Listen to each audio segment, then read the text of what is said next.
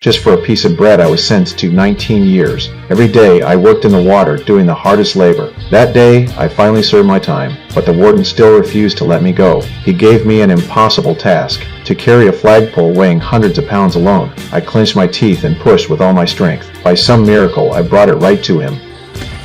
He had no choice but to hand me the release papers, but something was wrong. On the yellowed page, it said, "Dangerous man." My so-called freedom was just parole. I had to report to the police every week. I was furious. I stole bread to save my starving nephew, and they gave me 5 years. But the warden kept targeting me. He dragged it out to 19 years. Now I was out of prison, but still not free. I hated that self-righteous warden, but I still took the release papers. I didn't expect that outside the prison was a world even harsher than the police. I searched for work. No one would hire a dangerous man. I tried to beg in the town. The adults drove me away. Children copied them and threw stones at me. At night, I hid in a stable. The owner feared I'd dirty it and forced me out. Snow began to fall. Cold and hungry, I curled up beside a grave. Suddenly, a priest appeared. This wasn't a cemetery, but the churchyard. He warmly invited me in, gave me a full meal and a warm bed, but I had lost all hope in the world. In the night, I stole the church's silver and ran. Not far down the road, police caught me. They held the silver and asked the priest to confirm my crime, but the priest said it was his gift to me. He even brought out the candlesticks and said,